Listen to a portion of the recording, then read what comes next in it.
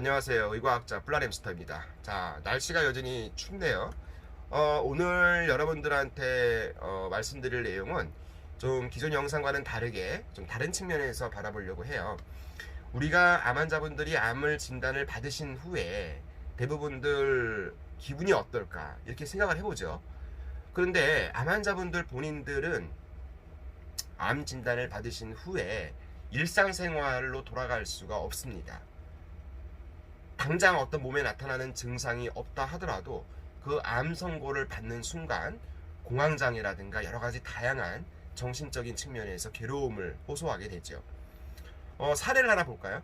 평소 활기차고 아주 유쾌한 성격의 52세 신모 씨가 정기건강검진에서 유방암 진단을 받았습니다. 갑작스런 암 선고를 받고 나서 당혹스러웠죠. 수술 후에는 유방을 절단을 해야 되기 때문에 여성으로서 어떤 살 수 없을 것 같은 그런 생각에 사로잡혀 있어서 밥을 먹다가도 울고 TV를 보다가도 울고 또 갑자기 화를 냈다가 잠도 잘 못 자고 이런 생활들을 반복하게 되는 것이죠. 암을 진단을 받은 후 기분 변화가 있을 경우에 우리가 어떻게 극복을 할 수 있을지를 한번 오늘 설명을 해보도록 할게요. 암 진단 선고를 받으신 후에 가장 중요한 것은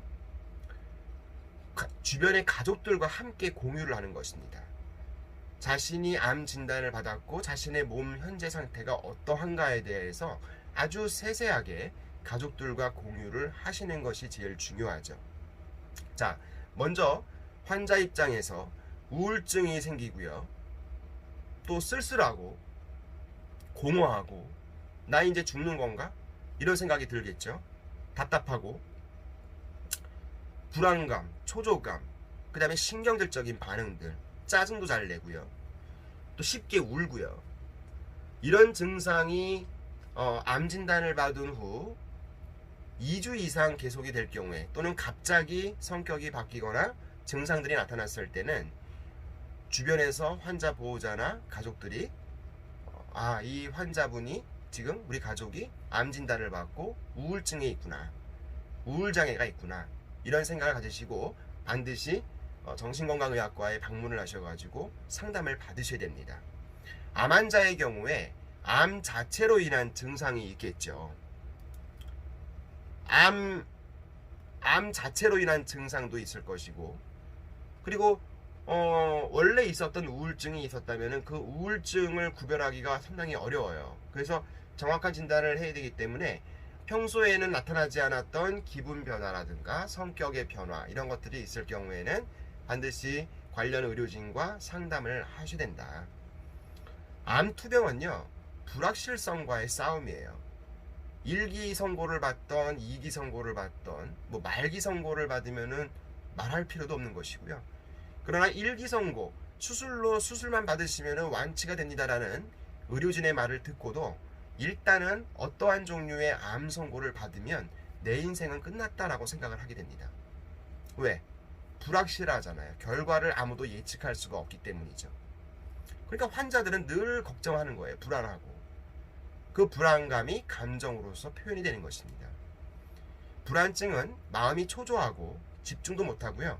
가슴 두근거림 증상 나타나고 숨이 가쁘고 어떤 분들은 호흡곤란도 와요. 어지러움. 이런 증상들이 간헐적으로 나타나다가 계속 나타나게 되면은 이거는 증상으로 나타나기 때문에 빨리 병원에 가셔야 되는 것이죠. 작은 신체의 변화가 생겨도 이게 혹시 암이 재발을 하거나 전이가 돼서 암 때문에 내 몸이 이런 변화가 생기는 건가 이렇게 생각을 하게 되기 때문에 그거에 대한 불안감은 이루 말할 수가 없습니다. 제가 예전에 작년인가요? 병원에서 근무를 하고 있는데 갑자기 왼쪽 좌측 겨드랑이 쪽에 뭐가 멍울 같은 게 만져졌어요. 그래서 이게 약간 통증도 있고, 근데 이제 겨드랑이 쪽에는 림프선들이 임파구가 임파선들이 많기 때문에 잘못 건드리면은 큰일 날 수도 있거든요. 그래서 이게 점점 매일매일 보니까 커지는 거예요. 통증도 심해지고 딱딱해지고. 그래서 저도 이제 의학을 연구하는 사람이니까 막 검색을 해봤죠. 검색을 해봤더니 여러 가지가 나오는 거예요. 단순한 지방종일 수도 있고, 암일 수도 있고, 수술을 해야 된다, 뭐 약을 먹으면 낫는다. 여러 가지 정보들이 많이 있는 거죠. 저는 대충 이거는 암은 캔서 쪽은 아니고 지방종이 좀 있다. 제가 피부가 약간 좀 기름지기 때문에 지방종이 있는 거구나 이렇게 생각을 하고 병원에 갔습니다. 감염내과에 갔더니 감염내과 선생님이 보시더니 이거 지방종인데 너무 염증이 심해졌다. 그래서 항생제를 2주 정도를 먹으면은 아물 것이다. 그래서 먹었더니 2주 정도 지나니까 아물었습니다. 그 병원에 가기까지 한 3, 4일 동안에는 저도 별 생각이 다 드는 거예요. 이거 만약에 이게 암이면은 내 인생은 이제 끝인데 죽는구나. 이런 생각도 하게 되는 것이고요. 그러니까 그때는 직장에서 일 손에 안 잡히는 거예요. 불안해가지고. 이런 두려움이, 하물며 암 선고를 정확하게 받으신 분들은 어떻겠습니까? 그렇지 않겠어요? 그래서 우리가 이 암 환자분들이 이제 공황장애 같은 것들이 생기는데요. 공황장애는요, 갑자기 이제 극심한 불안 발작 증상으로 나타나게 되고 곧 죽을 것 같다는 생각, 이런 느낌이 드는 것이 이제 공황 발작이고요. 이에 대한 불안이 특징이죠. 근데 공황 발작 증상이 나타나게 되면은 두근거리거나 맥박이 빨라지게 되고 숨이 가빠지거나 호흡 곤란, 질식할 것 같은 느낌, 이런 것들이 갑작스럽게 발생을 합니다. 그 다음에 이제 외상 후 스트레스 장애 같은 것들이 있을 수가 있어요. 암 환자 선고를 받으면 외상 후 스트레스 장애를 받을 수가 있는데, 이제 외상 후 스트레스 장애 같은 경우에는 뭐 극심한 어떤 위협적인 사건을 겪은 다음에 그 충격을 다시 경험하는 거거든요. 그러니까 암을 진단을 받았을 때 충격이라든가 고통스러운 치료, 항암 치료라든가 이런 것들을 받았던 경험이 때로 이제 정신적인 외상 후 스트레스 장애로 남아서 자꾸 떠오르게 되고 꿈으로 나타나기도 하고 이런 증상이 나타나는 것입니다. 자, 그렇다면 이러한 우울증의 불안과 증상이 있을 경우에 우리가 어떻게 대처를 할 수가 있는가? 이거는 이제 환자 입장에서 힘드시더라도 환자 입장에서 좀 해결해야 될 문제라고 봅니다. 첫 번째는 너무 목표를 높게 잡지 말라는 얘기입니다. 무슨 말이냐? 내가 암 선고를 뭐 받았는데 수술을 당장 안 하면은 죽게 생겼어. 그게 아니라면 자신의 좀 생활을 되돌아보고 내가 현재까지 어떻게 식생활 습관을 해왔고, 물론 불안하기 때문에 이런 거를 제대로 할 수는 없죠.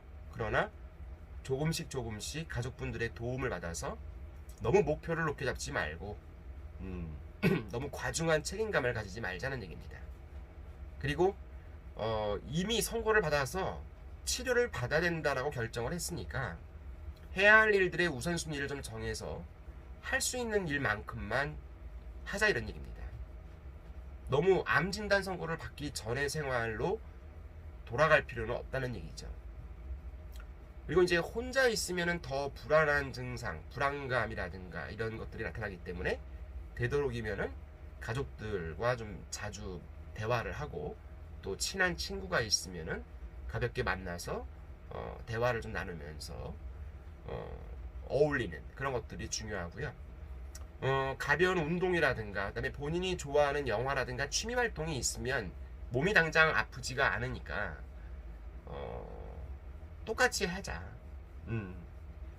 또 뭐 종교가 있으신 분들은 종교 활동도 할 수 있는 것이고, 그런데 본인이 하기 싫은 일은 절대로 억지로 하지 말아야 된다는 얘기입니다. 그러니까 암 진단 선고를 받기 전에는 내가 하기 싫은 일을 직장이라든가 어디서 해야 됐다고 하면 했어야 되죠. 하기 싫은 일도. 근데 저는 암 진단 선고를 받으시면은 일단은 직장을 그만두라고 말씀을 드려요.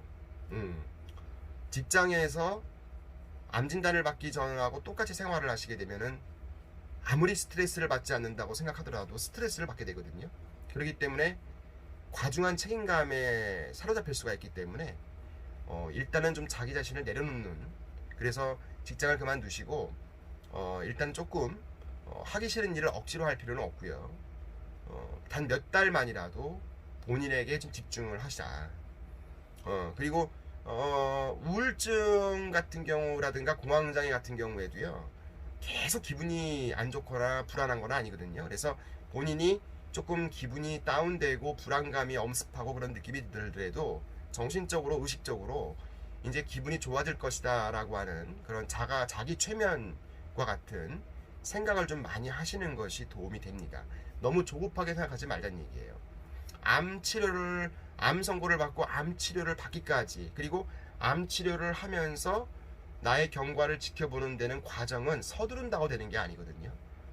어느 암 환자이더라도 똑같이 선고를 받고 항암 치료를 시작하면은 누구나 똑같은 과정을 겪게 되기 때문에 너무 성급하게 빨리 치료를 받아야 된다는 그런 성급함에 사로잡히지 말자. 그리고 우리가 평상시에는 간단하게 할 수 있는 일들, 간단하게 보이는 일, 이런 상황들도 암 진단을 받은 후에 우울증이 생기게 되면은 너무 크게 과장되게 보이는 경우도 있고요. 우울한 상태에서는 아주 간단하고 단순한 일도 못하는 경우가 많아요.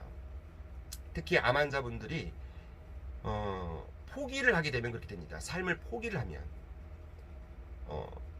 저는요, 암 진단을 예를 들어 가지고 암 진단을 말기암 환자 진단을 받았을 때는 또 얘기가 좀 달라집니다. 그런데 1기, 2기, 3기까지는 어쨌든 뚜렷하게 내 몸에 나타나는 증상이 별로 없을 수가 있기 때문에 일상적으로 생활하는 데는 그렇게 어려움이 없을 거예요. 당장은 치료가 시작이 되면은 또 몸이 힘들어질 수는 있지만, 그래서 우선 간단하게 보이는 일도 잘 못할 수가 있기 때문에 주변의 도움을 청해서 혼자 하지 말고요, 주변의 도움을 받아서 일을 해 나가면서 치료 계획을 세우는 것이 중요하다라는 것입니다. 그리고 이제 그렇게 해도 그렇게 해도 불안해. 뭔가 빨리 해결이 돼야지 불안하지가 않은데 이렇게 해도 불안하단 말이야. 그럼 어떻게? 불안할 경우에는 어떻게 대처를 해야 되느냐? 물론 이것도 사람마다 다르긴 하겠지만 많이 들어보신 내용이지만 실천에 옮기시는 분들이 없다는 얘기예요. 불안감 증상이 있을 경우에는요, 대체적으로 뭐 이완법이라고 하는 것은 이제 몸의 긴장을 풀고 편안한 마음을 갖는 건데, 그게 이제 사람이기 때문에 쉽게 되지는 않죠. 그러나 의식적으로 좀 몸의 긴장을 풀면서 근육의 이완을 시키는, 뭐 따뜻한 물로 목욕을 좀 오래 한다든지, 그리고 뭐 마사지를 받는다든지, 가볍게 산책을 한다든지, 또 음악 감상을 한다든지, 가족이라든가 친구들하고 대화를 나누는 걸 통해서 긴장감을 좀 줄여자. 긴장감을 해소하는 게 이완법이다. 그리고 기분 전환은 뭐냐면 이완법에 해당되는 내용이기도 하지만 아주 극심한 통증이 아니라면 좀 그 암 진단 받은 거에 대해서 막연한 불안감이 있기 때문에 어느 다른 거 하나에 좀 집중을 하자는 얘기입니다. 본인이 평소에 잘 할 수 있었던 거, 그런 것들에 대해서 조금 집중을 하면서 기분 전환을 좀 하자는 얘기고요. 그 다음에 이제 심호흡 같은 경우에는 이제 우리 복식호흡이라고 하죠. 복식호흡을 하게 되면은 이산화탄소가 배출 잘 되고 또 산소를 받아들이는 게 효과적으로 되기 때문에 좀 더 머리도 맑아지고요, 또 편안하게 이완이 되기 때문에 근육의 긴장이라든가 스트레스도 좀 완화시킬 수가 있어서 불안감이 좀 해소된다. 이런 방법들이 있습니다. 심호흡하는 거는 이제 복식호흡이라고 하는 거니까 앉아서 할 수도 있고 누워서도 할 수 있는 이런 복식호흡 같은 것들도 해보시는 것도 도움이 될 거라고 생각합니다. 자, 오늘 좀 영상이 길었지만은요, 오늘 영상에서는 어떻게 보면은 암 치료를 할 때 어떤 약을 먹어야 되고 어떤 식품을 먹어야 되고 어떤 치료를 받아야 되는 것보다 더 중요한 것이 바로 우리 암 환자분들의 정신건강이죠. 그거에 대해서 오늘 여러분들께 좀 자세하게 말씀을 드렸으니까 영상을 보시면서 다시 한번 생각해보는 시간 가져보시고, 암 환자를 가족으로 둔 주변 가족분들의 도움이 절실하게 필요하다는 거, 도와줘야 된다는 거 꼭 잊지 마시기를 바랍니다. 자, 저는 다음 영상에서 또 만나도록 할게요. 안녕.